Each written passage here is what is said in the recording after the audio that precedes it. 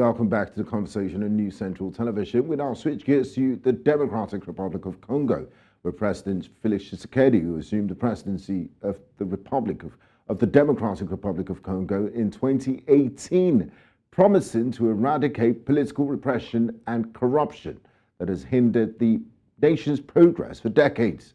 However, as he gears up for re-election in December, his administration faces accusations from rights groups, international allies, and rivals alike, claiming that it's stifling dissent, mirroring the actions of previous governments during his time in opposition.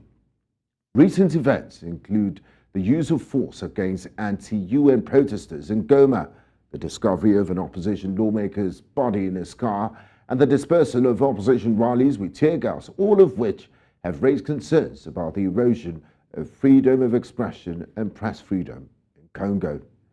Now, joining us this evening for this discussion is Bénédicte Kumbi Ndjoko, spokesperson of Likambo ya mabele. She joins us live from Geneva in Switzerland. We also have Nixon Katembo, a Great Lakes and East Africa analyst, joining us live from Johannesburg in South Africa. One welcome to you both, and thanks for joining me on the conversation. Thank you for having me. Now, I'd like to start with Bénédicte. Given the recent history of political repression and corruption in the Democratic Republic of Congo, could you elaborate on how President Felix Tshisekedi's administration has either upheld or departed from his promises of political reform and ending repression in the DRC? Thank you for the question. I think indeed that we can say that what we have observed throughout Mr. Tshisekedi's presidency is that political tensions have risen sharply, and he has installed an obnoxious climate that has also been noted by Human Rights Watch, for instance, and the UN Human Rights Office in DRC. And they have published a report this last summer here in August, where they have noted that Congolese authorities had targeted leaders of political parties, and that there was a wave of arrests and restriction on fundamental rights. And they mentioned such things as abductions, threats targeting the opposition, and as you mentioned as well, excessive use of force against peaceful demonstrators. And what was really shocking to the people is indeed the massacres that occurred in Goma, where peaceful Congolese people who wanted to protest against the UN presence in Congo were massacred by the presidential guards. And this shows how much the situation is dire in the Congo, and how much this presidency actually produced more violence than it resolved problems. And if we take also aspects like the press, for instance, we had a journalist arrested, Stanislas Boujakera-Chamala, a journalist for Jeune Afrique, and also Actualité CD, another news outlet in Congo. Why so? Because they pretend that he is spreading fake news. And it looks like Mr. Tshisekedi is doing everything he can in order to intimidate the Congolese population for him actually to hang on to power. Thank you very much, Bénédicte. I'd like to direct the question to Nixon Katembo. The next question, still following up on the incident in Goma, shocking, like you said. The incident in Goma, Nixon, where soldiers opened fire, demonstrators received significant attention. We saw the images, some which were too gruesome to broadcast. Can you provide a detailed analysis of this event, including the root causes, and what's the government's response been so far? Has anyone been brought to justice? I think let me begin by saying that the Congolese people have suffered for quite some times under various governments as well as the militia, both of which are well documented by the United Nations and the various local non-governmental organizations as well as regional bodies. So the response to the current massacres of civilians in Goma has kind of been taken in a way to kind of silence the people's and mask the true nature of the repression that happened on the people on that particular day in late September. So what we see, rather, the response is to have sentenced one of the colonel in the National Army to life sentences, and the other was acquitted. There was another one who was charged, sentenced for 8 years in prison. However, there is no responsibility whatsoever, and I think this sham military proceedings that happened in Goma was in a way to mask the population in Goma that the government is doing something, but in real sense, nothing has happened. And this cut across in many areas where civilians have been massacred. If you talk about many atrocities that have been committed against the Congolese people, right from 1996 up until today, from the Lemera massacre, from the Kishishe, from the massacre of Kasika, from Kishishe, the recent one by the M23. Then you have many of which have happened in South Kivu and North Kivu, as well as places like Beni and places like Butembo, where soldiers massacre civilians in an area called the Chicho. So these are common occurrences that have happened in the DRC since 1996. Despite the documentation, there have not been proper accountability. And I think for the DRC to get rid of this kind of a culture of impunity, there have to be a special court, just as it was done for Sierra Leone, just as it was done for Rwanda, and just as it was done for Yugoslavia, so that perpetrators of violence can be held accountable. Thank you very much, Nixon. Now, back to you. It seems from what Nixon has said that what's happening in the DRC is a continuation of what we witnessed under the two Kabilas, Mobutu Sese Seko. I mean, when President Felix Tshisekedi came into power, there was hope that, maybe we'll see a difference, but it doesn't seem like much has changed. And according to Nixon's words, no proper accountability. Now, Bénédicte, elections are scheduled for December with a feud of opposition candidates that includes leading figures like Martin Fayulu and Nobel Prize winning Dr. Denis Mukwege. What strategies and alliances are emerging within the opposition, and how might they influence the election dynamics? Do they stand a chance? We know what the power of incumbency is, what it does, especially when it comes to African politics. Do they stand a chance against President Felix Tshisekedi?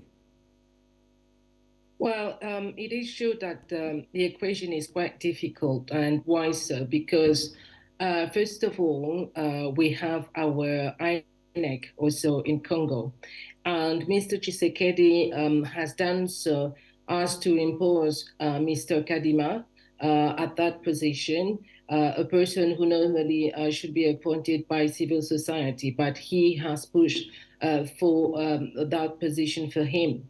And on the other hand, he has also made sure that the Constitutional Court will be also led by somebody of his ethnicity. And that's really a problem in this situation. And why so? Because, of course, he wants to assure himself that he will be declared the winner. So, as I said, the equation is really difficult here. And I think that Mr. Tshisekedi had in mind to go with the fraud calmly, and that it will happen like he thought how he thought to be fit for him. But now that we have different figures that are appearing, not only Mr. Fayulu and not only Mr.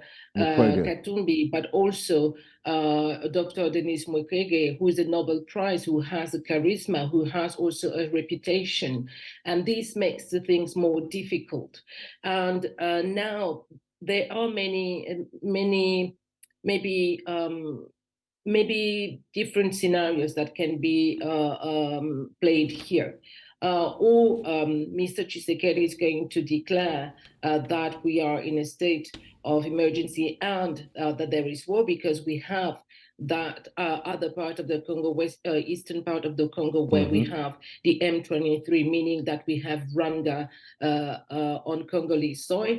And if he does that, then it will be difficult for the opposition to move and try to win those sham elections, even, I mean, with all the things that have been put in place by Mr. Tshisekedi. Or the opposition really decide in a certain way to join forces and fight against Mr. Tshisekedi and force him out of power. Now we don't really know at the moment how they're going to do that, because Mr. Katumbi has said that he was open to talk with the other figures of what is called opposition, even though we cannot speak of democracy in Congo. But let's put it that way. So he said that he was open to that discussion. Dr. Mukwege said that he will be talking with all the forces that are looking for change in Congo. And Mr. Fayulu also, I think he's in the same mood. So we need to wait now to see what strategy they are going to take in order to try to change this situation. But I think that it's important to understand that the last arbiter in this game is the Congolese people. They are the ones who are going to make the difference. Because if they don't really enter the arena, if they don't understand that this time they need to rise up in order to defend their vote, to defend their voice, it will be really difficult just for men to change the situation. So it's really, I think, here up to the Congolese people more than up to those opposition leaders. Thank you, Bénédicte. Now, Nixon, Congo is often described as a beautiful bride. Everybody wants a piece of its enormous resources as the richest country on the continent in terms of mineral resources. Now, what are the key motivations and interests of China and other foreign investors in Congo's mineral resources? And do these factors influence the political dynamics in the country? And also, the United States has expressed concern about various issues in the Congo. How effective do you think international pressure and diplomatic efforts can be in addressing the political challenges and human rights violations in the DRC?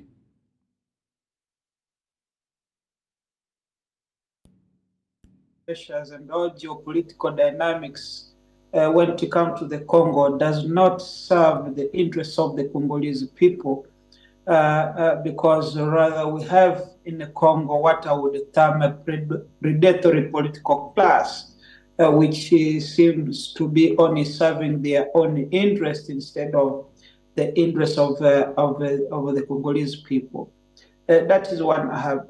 Having said that, let me begin by saying that there is a direct power contestation of influence between the international players that you have just mentioned, namely China and the United States, owing to the fact that the next frontier of global geopolitics and strategic positioning of the economy in the world rests on many of the key mineral resources that are found in the Congo. Congo produces about almost 80%, or if not 70% of the world cobalt. Recently, there have been discovery of lithium. It have over 65% of our world coltan reserves, many of which are in eastern DRC, in a former Kivu, which is namely South Kivu, North Kivu, and the Maniema province. So these are areas of contestation. When you see the United States saying that they are being critical, but on the other hand, they are signing deals with President Tshisekedi, having sent the lobbyists in Washington to discuss United States role in the DRC, namely that was spearheaded by the immediate former U.S. ambassador to the DRC, Mike Hammer, who, in a way, in his diplomatic charade, became sort of what I would call a de facto prime minister in the Congo, because he was all over the show talking on issues of governance, issue that does not really where you find that a diplomat is not supposed to speak of. So that is the United States. On the part of China, though, you would recall that there were about $39 billion infrastructure deal with the Kabila regime. And that seems to have been scuttled by Tshisekedi's regime in his closeness to Washington, but also in his effort trying to court Washington to drop support for President Paul Kagame, who has been the right-hand man of the U.S. in a Great Lakes region. So you have to understand all dynamics for you to be able to know whether the call by the U.S. At the end of the day, if I get you clearly, Nixon, Congolese people are the ones who should look out for their best interests, because they are the ones who matter in all of this geopolitical machinations.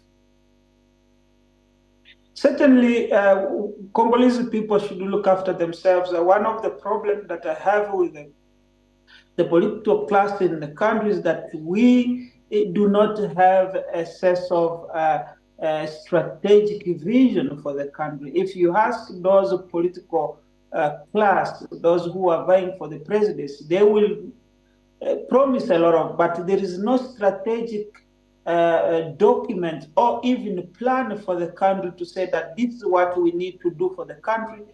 Either in my time I will build so much of roads, whoever comes next will build so much of school, and so on. A country has to have a well-defined strategic vision that is not there. Secondly, the lack of a political culture that defines the national fabric. In other words, the political trajectory that the country takes.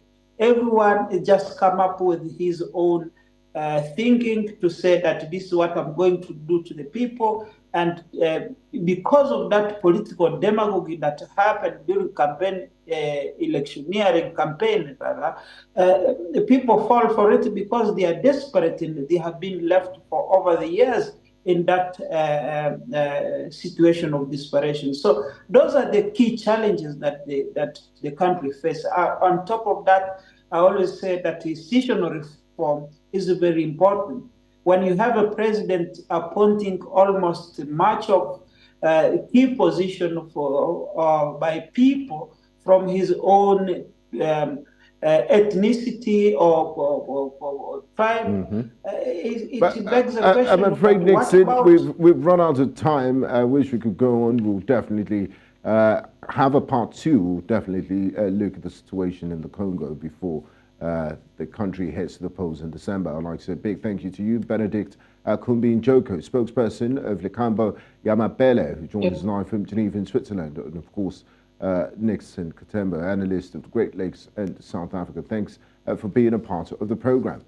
Thank you. Thank you.